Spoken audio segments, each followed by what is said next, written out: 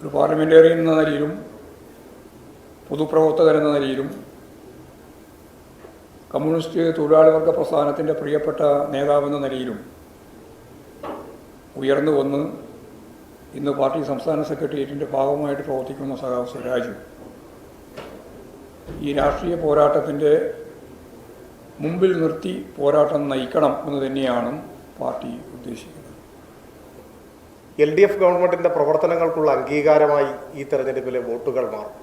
ഒപ്പം ഉറച്ച മതനിരപേക്ഷ നിലപാട് ഉയർത്തിപ്പിടിച്ചുകൊണ്ട് രാജ്യത്തെ വർഗീയ ധ്രുവീകരണത്തിന് ശ്രമിക്കുന്ന ശക്തികൾക്കെതിരെ CPIM-ഉം ഇടതുപക്ഷ ജനാധിപത്യ മുന്നണിയും സ്വീകരിക്കുന്ന ഉറച്ച നിലപാട് എല്ലാ മതനിരപേക്ഷവാദികളെയും പ്രതീക്ഷ നൽകുന്ന നിലപാടാണ്.